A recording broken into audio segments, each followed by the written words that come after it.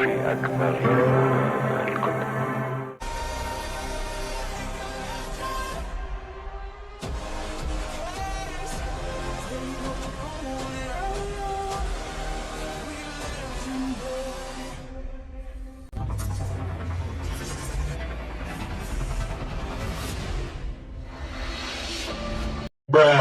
Good day and welcome, I'm the famous old new Chris.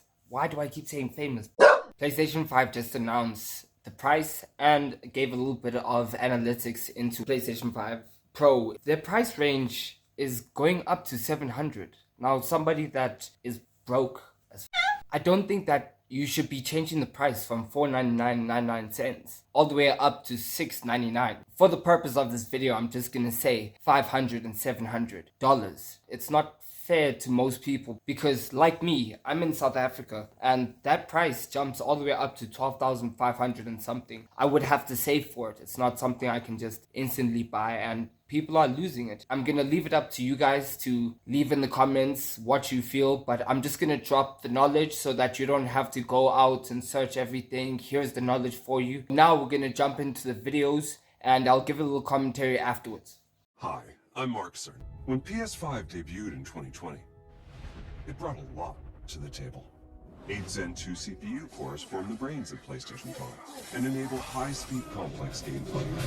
PS5 has a powerful RDNA 2 GPU, which can render anything from intricate details to fantastic worlds with vast panoramas to explore.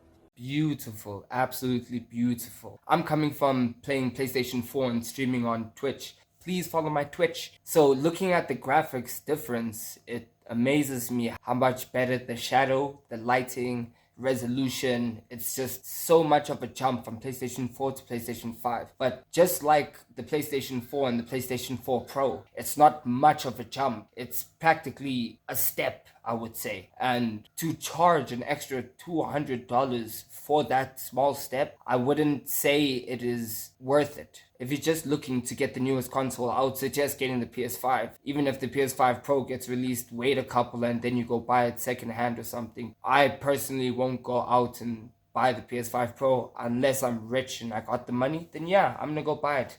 Yeah. Ray tracing allows for dramatic visual improvements, including reflections off of water or glass, and the realism that comes from real-time global illumination. Custom SSD can load data at breathtaking speed, resulting in ultra-fast transitions between game worlds.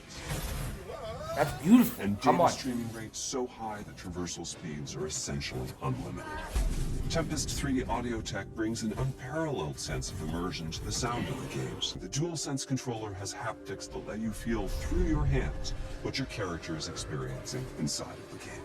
Graphics modes. Fidelity modes emphasize the visuals, typically through higher resolution rendering. These modes might also have enhanced detail or use more ray tracing. But the games only run at 30 frames per second. The visuals can be choppier and the controls less responsive. Performance modes emphasize frame rate and interactivity, typically choosing to run 60 frames per second, mainly by reducing the graphical detail until those frame rates can be achieved.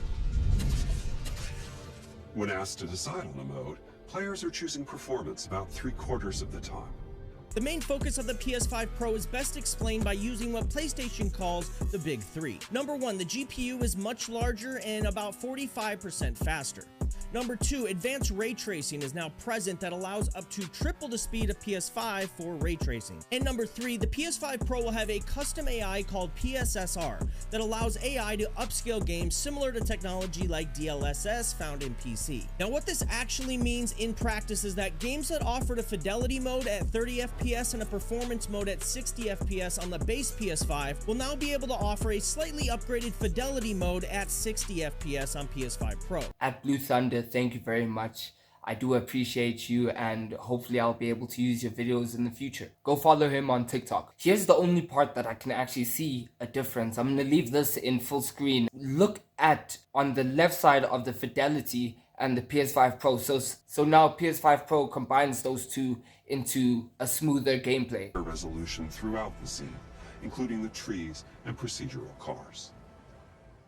Apart from the detail boost, that extra graphics power is allowing for improvements to lighting and visual effects,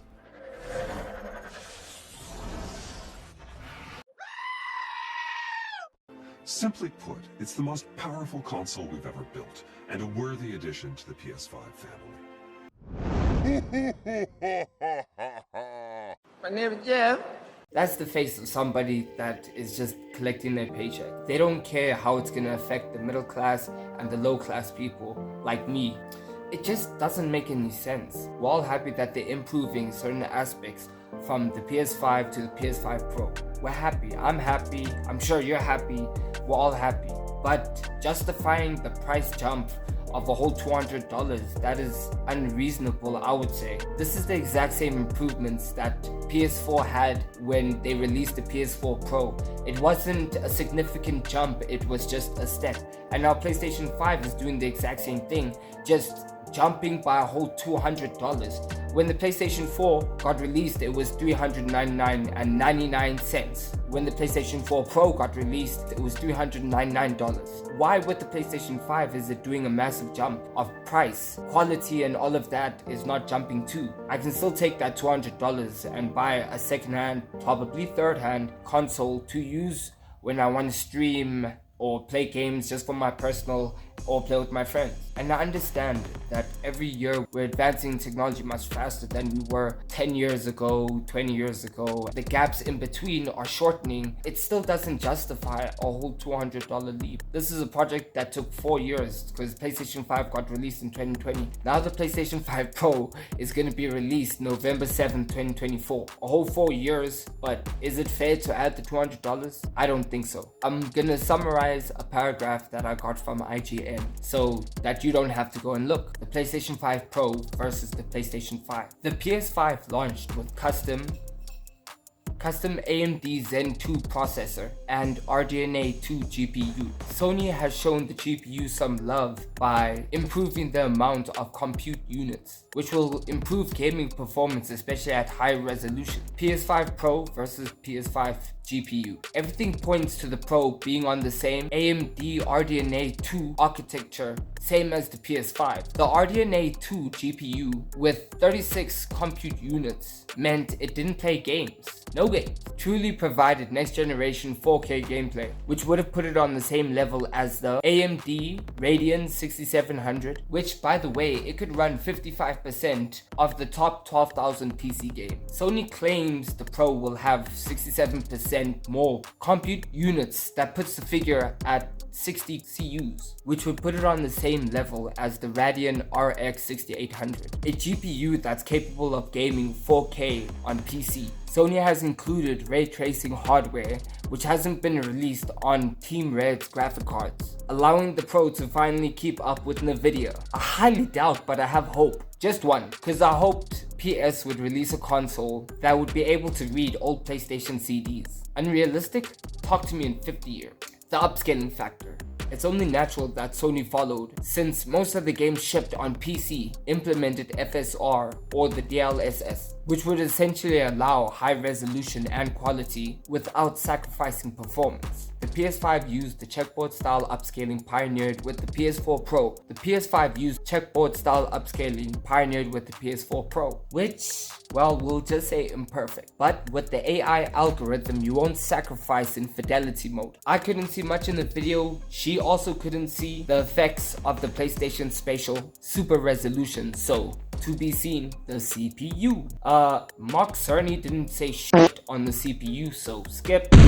There's no doubt in my mind that the PS5 Pro will deliver a more vivid and detailed gaming experience than the base PS5. Thank you, Jackie Cobra, you're a star. Please go check out the post on IGN. I'll leave the link in the description. Now I'm gonna pass it on to my boy. Hey guys, so I feel like I need some educating right now. Basically, if you haven't seen it, Sony announced the PS5 Pro, 700 quid this thing's gonna cost.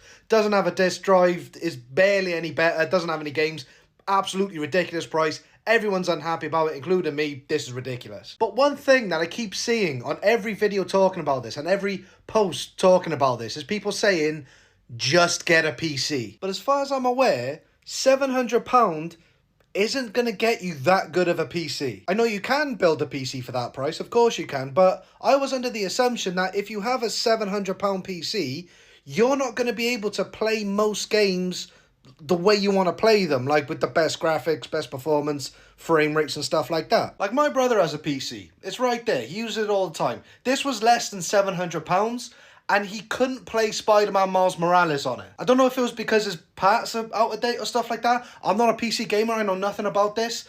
But he still, less than £700, couldn't play Spider-Man on it. So all these people saying, just get a PC for £700... I'm not convinced that it's that easy. Also, don't parts need upgrading every few months or something like that? I don't know. Like I said, I need educating on this. I've never been a PC gamer. I've been a console gamer my whole life. But seeing all these people say, just get a PC, you can get a PC for 700 quid, I don't find very convincing. I don't think that's true. Whatever the answer is, though, still don't buy this piece of shit. Doesn't even come with a stand. Just get a PS5 if you want to.